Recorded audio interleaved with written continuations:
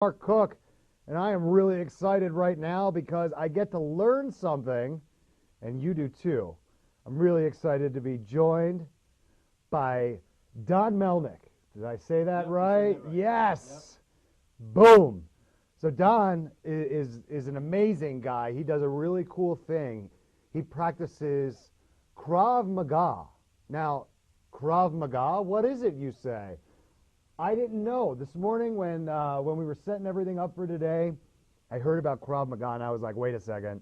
I got to Google this real quick. I got to figure out what it is, what it's all about, and it sounds like an amazing discipline.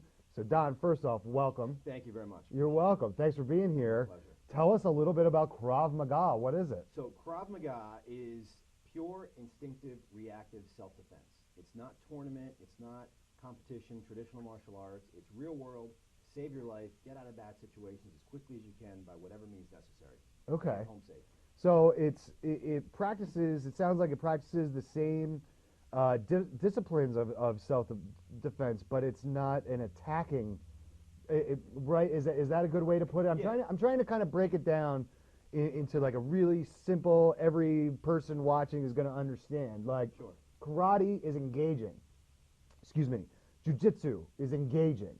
Krav Maga is almost like passive until you have to be. It is a defensive system. I'll put it to you that way. In any kind of traditional martial arts where it's sport-oriented, you have two combatants agreeing to get into a fight, basically, or, Right. or a tournament, a competition situation where they're both fighting to see who's going to win. In Krav Maga, we're learning to defend against an unexpected attack on the street. I'm walking down the street, somebody attacks me unexpectedly. How do I defend myself? How do I react quickly enough to diffuse that situation when I'm not expecting it, and then get home safe? Do whatever it takes to get out of that. So I'm not in a situation where I square off, put my hands up, and said, "Okay, let's duke it out." This is I want to defend instinctively and get out of there. And we focus on all the things that are illegal in sport fighting, because on the rules on the street there are no rules. The bad guys don't have any rules or morals or code of conduct or ethics. So we focus on eye strikes, throat strikes, groin strikes, all the things that get you disqualified or flagged in a competitive fight. That's the stuff that will save your life.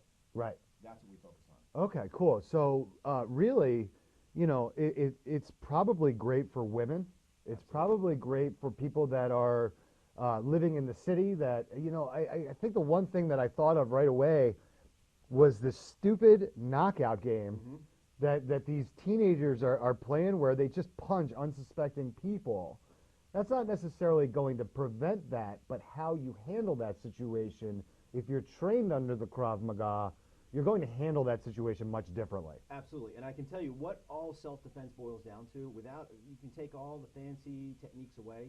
It comes down to awareness and avoidance. If you have good situational awareness, you can avoid most situations, most bad situations. So if I'm walking down the street in Philadelphia and I turn down an alley and all of a sudden there's a group of people coming at me and you feel danger, right? I put myself in a bad situation. If I'm aware, I'm going to move. I'm going to change the situation. I'm not going to say, okay, I'll put my head down and just walk past them, because then one of them will just say, hey, there's a guy we can attack and hit. Right. And then either they'll hit me from the front or they'll wait till I pass and they'll hit me from behind, which is even harder to defend. If I see that, something that doesn't look right, doesn't feel right, I'm going to go in a different direction. I'm not going to put myself in that situation. I can avoid by having good situational awareness. Yeah, and it's a situation where you don't want to put yourself in danger any times, but if you are, it's kind of that thing where, listen, life happens. Some situations are inevitable to avoid. The Krav Maga is going to teach you how to handle these situations better than you would if you weren't trained in the discipline. Is that fair to say? Absolutely. What we want to do is teach you muscle memory, teach you instinctive, reactive, defensive tactics, so that you don't think. Thinking can be very dangerous in the street. The longer it takes you to figure out, I'm not going to spin through my little, my phone and try and Google what the best defense is going to be. I'm going to just react based on the situation that I find myself in, because I call upon my training. It's almost like it becomes part of you, part of your DNA, that you don't have to figure out what's going on, how do I handle the situation. Somebody throws a punch, you defend. Somebody throws a kick, you defend. Somebody has a weapon, you defend. Somebody's choking you, you defend, and then go from there.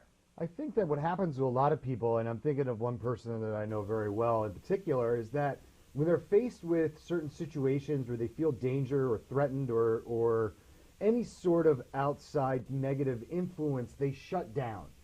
They become very internal, and they don't they have a really hard time dealing with those situations. Is that the perfect person for Krav? Once we started talking about it, I thought of her immediately, and I was like, she needs to come see you to learn how to handle those situations a little bit better. Absolutely. I can tell you the number one reaction that people have is the shutting down and freezing reaction, because they don't know what to do. They panic. If you don't have any kind of skilled training, it doesn't matter whether it's Krav Maga or any type of other martial arts or self-defense training, if you don't know what to do and panic sets in and you freeze and shut down and kind of turtle up, you've lost.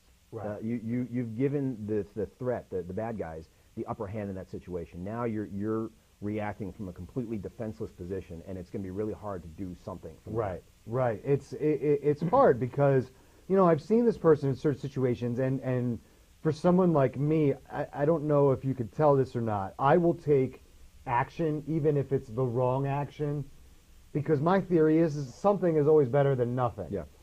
And I've seen certain situations where she just doesn't. She's not like that. She's just not a something is better than nothing. She's I got to shut down and let this pass. And whatever happens is going to happen. I'll deal with the repercussions later.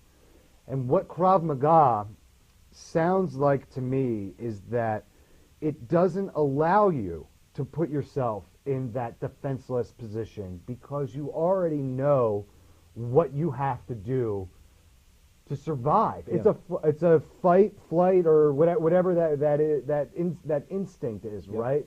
Some people have it stronger than others. Absolutely. And you have three choices: fight, flight, or freeze. And again, the most instinctive reaction is to freeze. If you can't run away, you panic and freeze. And again, you're accepting, by doing what the scenario you talked about, by she's accepting what's happening, she's accepting the fact that she's going to be a victim and whatever will happen. Well, the problem is it could be just a simple mugging, somebody taking her wallet, her purse, her car, or it could be worse. abduction, Yes. homicide, sexual assault scenarios. Right. And you can't accept that and say, I'll just accept whatever happens to me. You Right. have to be, you are most likely your only line of defense. People may be around you, but the first thing these days they're going to do is pull out their phone and videotape it. Nobody's going to jump in and help you. Right. And there might not even be anyone around. So you have to be prepared to protect yourself, protect your family, because no one else is going to do it. This is great stuff. I'm talking to Don Melnick.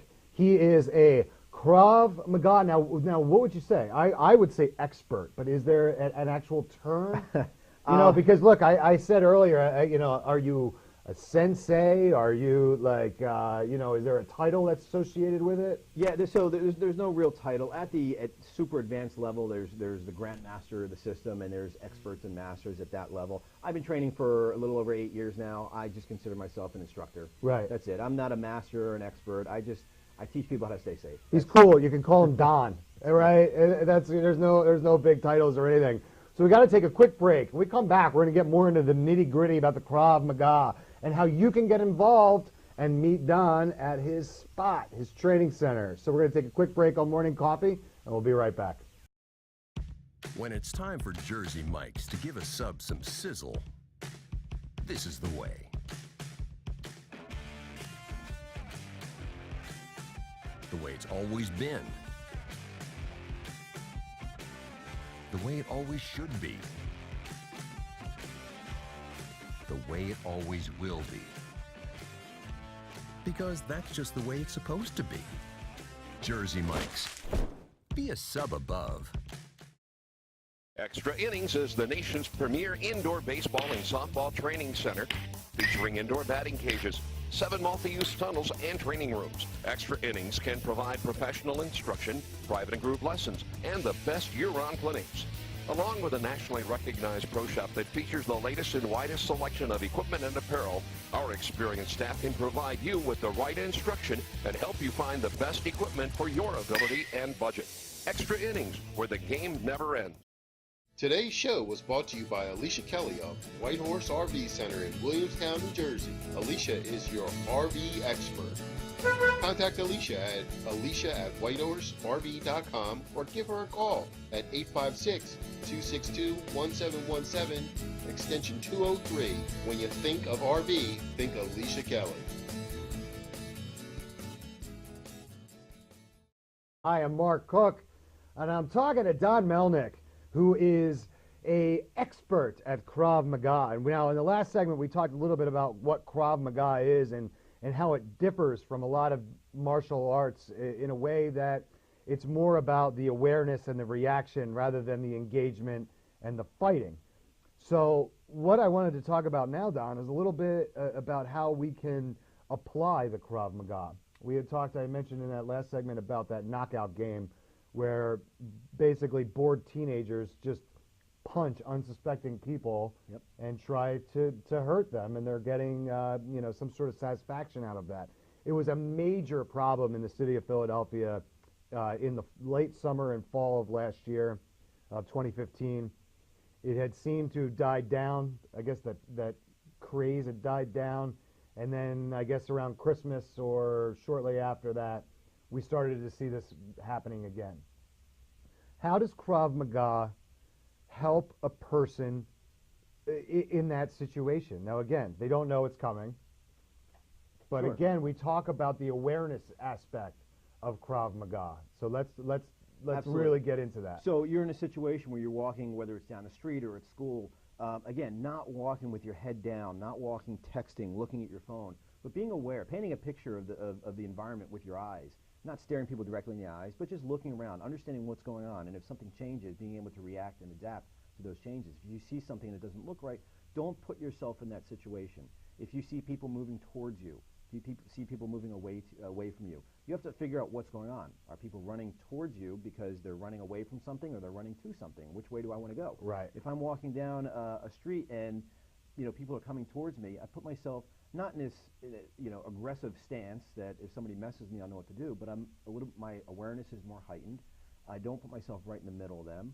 I try and let them go around me. And if they are going to take a swing, I try and react quickly. I try and keep my eyes on them as best I can, using peripheral vision. We do a lot of training in class, teaching people how to build their peripheral vision so they can see as much as they can, and know that when I get to a point where my peripheral vision stops, I try not to let people in that space, that I'll try and take a little step back to keep them in that range. So if I'm looking forward, I know if a hand is coming or a fist is coming from either side, I can be able to try and react as quickly as I can to that. Yeah, I mean, you're not going to ever be able to eliminate all of the danger in your life, but you can kind of manipulate the percentages a little bit, right? Absolutely. If you're trained and you have the awareness, I almost look at it like, when they teach you to drive, they always say, leave yourself an out, right? Never get caught in a situation where you're going to get boxed in and possibly get into an accident. You always want to make sure that you can move left or right. Yep. And it's almost the same in the Krav Maga, is that you always just want to make sure that your self-awareness and you're aware of your situation to leave yourself an out. That I don't want to have to fight. I don't want to have to get engaged with someone I don't want to be. But if it does come to that, I'm prepared. Yep. I'm always looking and understanding where the avenues of escape. Where are situations where if I don't want to back myself into that corner where I'm stuck and I can't get out. So there are 4 basic levels of self-defense, with the hands-on stuff being the last resort. So if I can avoid a potentially bad situation, great. I'm not getting punched, I'm not getting kicked, I'm moving away from whatever the threat is. Right. If I'm in a situation where I can't avoid it, I try and de-escalate it verbally, talk my way out of it. Sometimes you got to take a little shot to the ego and apologize. Right. And nobody likes to do that, but it's better than getting punched or having somebody pull a weapon on you or try and stab you. Or worse, right. The third level is we call escape and evade. We affectionately call it Nike Jiu-Jitsu. Run fast, get out of there as quickly as you can. Yeah. And then if you have no choice, that's when you go to the hands-on. Okay. Somebody takes a swing, a sucker punch. Somebody pulls a weapon on you. I have no choice but to defend myself. Right. Certain situations, especially with a weapon, sometimes compliance is a better option. If they want your car, great. It's not worth getting shot. Right. If they want my wallet, great. It's not worth getting shot. If my kids are in the car, it's a different story. If I think they're going to shoot me anyway, thanks to the wallet, I have to kill you now because you've seen my face or whatever the situation is, I'm going to go down with a fight. And there's no defensive system that is 100% effective 100% of the time. Right. Krav will get you pretty darn close. But still, certain situations, there literally are no defenses for, and you just have to either comply or wait till the situation changes to make it better for you to make your move. You talked a little bit a while ago off the air about kind of how you just operate in your day-to-day life when you go to a bar or when you go to a restaurant, and it's a situation where you were talking about a story where you were at a bar with a bunch of other Kravs, right? Yeah. And you guys all had your back to the wall, and someone who knew the discipline immediately said, "Oh, okay, so you guys are the Krav guys, right?" Because it was obvious to them because your backs were all to the wall. You were surveying the situation to make, and I'm sure it wasn't like you guys were looking around like, you know, Yep. it was more of a very just, hey, let's just take it all in. Are we comfortable? Cool. Anybody seeing anything that's out of the ordinary? Is there somebody that's looking a little too long? Something like that. And it's a way to just kind of position yourself to protect yourself. Absolutely. Again, the restaurant situation. You know, he joked that, look, my kids always know that they can't sit in the seat that faces out. That's my seat, to make sure that I can see everything that's happening. And in the world we live in, this is important because you never know what's going to happen. Absolutely. I'm looking to protect myself, protect my friends, protect my family. So I want to put myself in the most advantageous position. With our friends going out the boat, we all know how to protect ourselves. We're all looking out for each other. We're all having a good time, but at the same time, we're making sure that nothing, you know, nefarious is going to happen. Right. When I'm with my family, I'm the one who needs to protect them. You know, I have a 10-year-old daughter and a 13-year-old daughter, and they're very skilled and trained. They've been training with me for a God couple years bless you. now. And they're both very skilled at what they do. But still, I want to make sure that my family's not in a situation where something bad is going to happen, or something does happen, that I can get them out of there as quickly as possible. And if I need to defend them, you know, be able to react quickly. Right, and it's interesting because I you know, full disclosure, I knew nothing about Krav Maga before this morning, and now I know what it's a deadly discipline. What I know is that, Don, you could kill me right now. If you wanted to, you could. Now, this is not I'm not joking right now. You could. With any of these objects that are pretty much within your arm's reach, you could kill me. But there is no threat of that. There's no, do you know, I think I'm having a hard time trying to say what I'm saying, and I don't want it to be the wrong way. He is such a nice person, and he's so non-threatening. But at the same time, I have the knowledge to know that you could really do some serious damage to me and all of the people behind the cameras there. Yeah, absolutely. So a couple things. One is with all the things around us, we call it weapons of opportunity.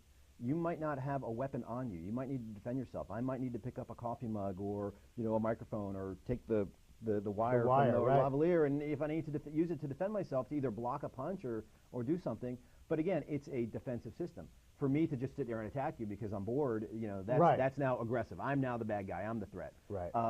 But, you know, teaching people how to protect themselves, regardless of who they are, we teach everyone. It doesn't matter size, shape, age, gender, physical ability. Everyone needs to be able to protect themselves because, again, you can't rely on somebody else to do it. So somebody who is smaller, a small, petite female, needs to learn the same exact techniques that the NFL linemen come in and learn. And it has to work for everybody because on the street, we're not focused on a test of strength. If I get into a test of strength with somebody who's bigger and stronger than me, I'm going to lose. It's like a tug of war. Right. I don't want to be in a tug of war battle with somebody or a person or a team who's stronger than me.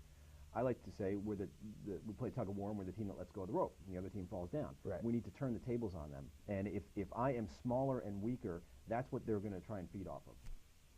It's really it's kind of interesting because I feel like if more people knew about Krav Maga, we might not see as many of the horror stories that we see.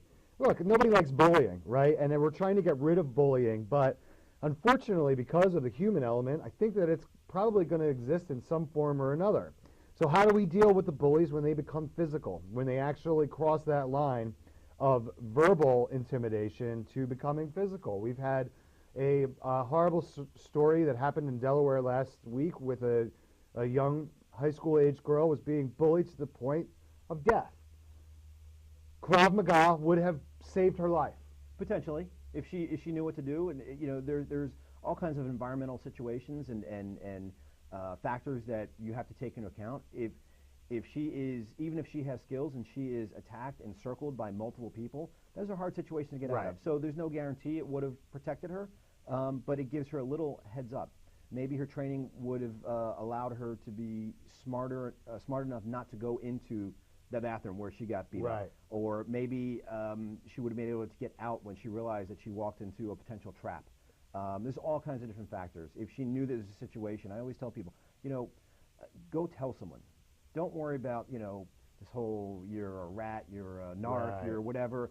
I'm out to protect myself. I don't really care about your feelings because I told the teacher on you. It doesn't Right. matter. If I'm protecting myself, so be it. Yeah. If I get home at the end of the day, I always tell people, if you get home, you lock the door, you go to sleep, you win. You get Yeah, to wake that's up a and win. play again tomorrow. Yeah. And that's the trophy in Krav Maga, that you get to keep waking up every day, going home to your family, and continuing on your day. I'm so interested, and I've never really considered any sort of martial arts. So this is something that I'm really interested in, and I think that the bottom line is that it is for everyone. He mentioned in passing, and I don't even know if you caught it. His daughters, 13 and 10, they are trained in it. They are probably better suited in a dangerous situation than you are. I hate to break it. I'm sorry. That's just how it is. But speaking of breaking it, I got to take a quick break right now. When we come back, we're going to just keep getting into it even more and more, and then we're going to figure out, we're going to tell the people out there how they can get involved and come see you. So we're going to take a quick break on Morning. Simply Gents, located in Marlton, New Jersey, takes care of all your grooming needs, including haircuts, straight razor shaves, massages, facials, manicures, pedicures, and waxing. To find more information or book an appointment, visit us online at www.simplygents.com.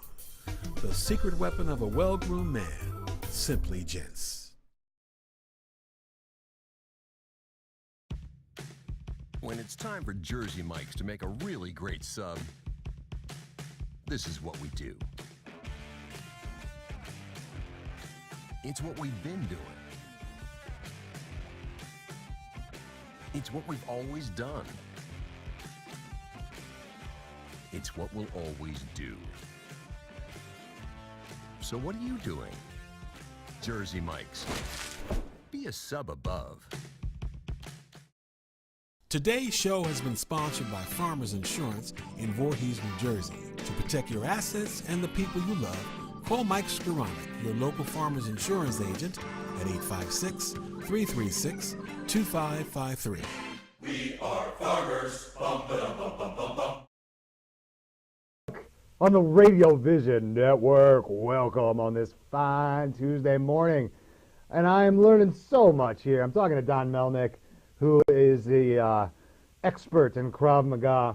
Welcome again. Thank you. My pleasure. Honestly, I'm a little overwhelmed with how much I'm learning. I don't know if you could tell. There's like smoke coming out of my ears, I'm sure. But Krav Maga, just in case you're just joining us, it's a self-defense discipline, and it's a martial arts, but it's not the type that you're going to necessarily engage someone unless you have to. It's more of a survival discipline that you avoid danger, and then if you're in danger, you deal with it a different way. So we touched on it a little bit in terms of the bullying and some of the unsuspecting people that were victims of that knockout game.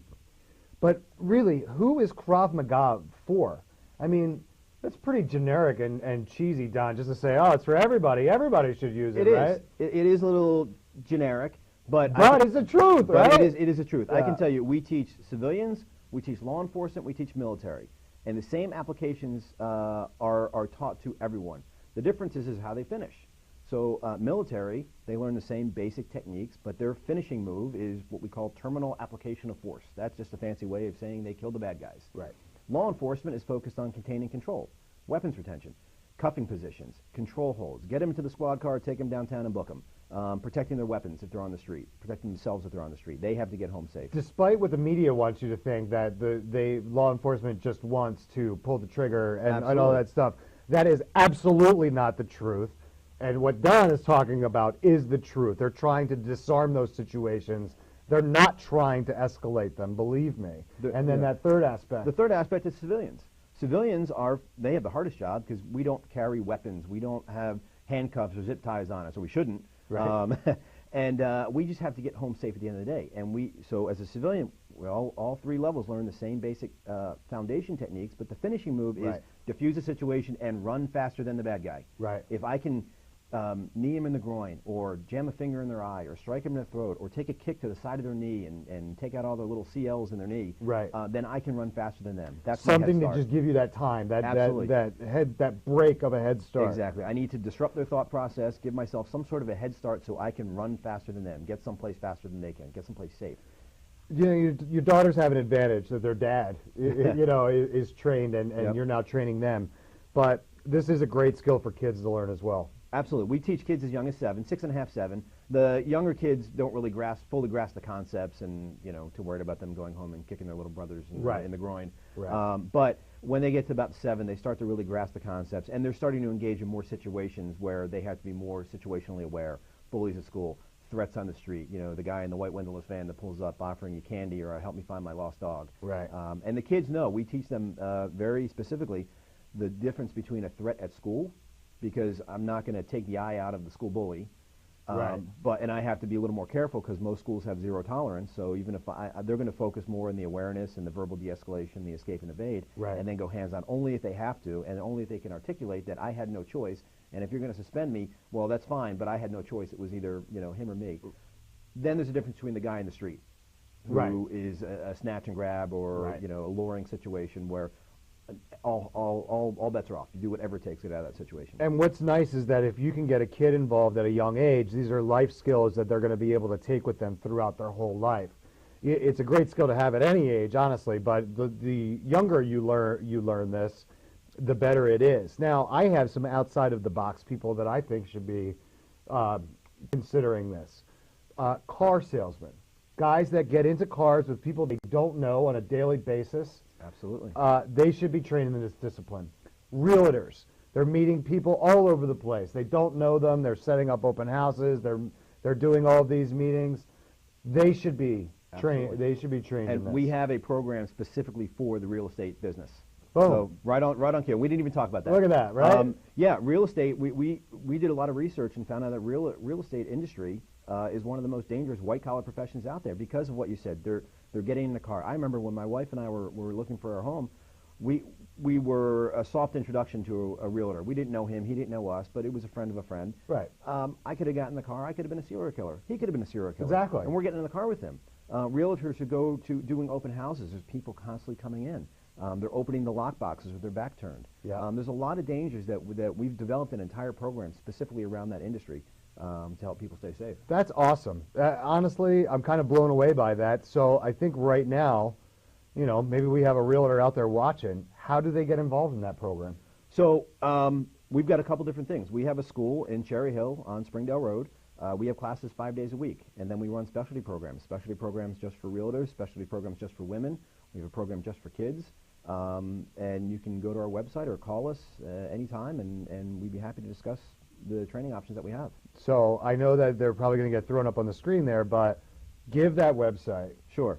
The website is israelikrav.com, and the phone number is 856-428-5728, or 856-428-KRAV. And the training facility is right on Springdale Road in Cherry Hill. It's really easy to find. If you can use that landmark of the Discovery Museum, you're right next door, right? We're 2 buildings down from the Two buildings down. And we have a big ambulance in the front that's graphic designed, wrapped, that displays who we are, where we are. You can't miss it. You know what's funny is that I'm running out of time here, but I really wanted to talk about this ambulance that you've converted, right? You wrap the whole thing.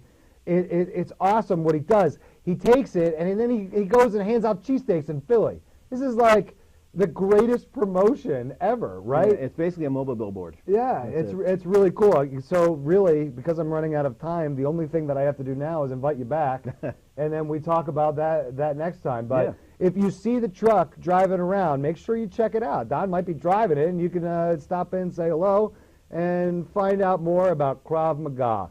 So check them out. It's the training facility on Springdale Road in Cherry Hill. It is Israeli Krav Maga. It is going to change your life. It's going to make you safer. It's going to make you feel more confident in your day-to-day movements. Absolutely. These are all good things, people. So we got to wrap up right now on morning coffee, but I want to thank Don Melnick, the Krav Maga expert from the Krav Maga Training Center in Cherry Hill. Go check him out. I'm Mark Cook. This was Morning Coffee on the Radio Vision Network, and we'll see you next time.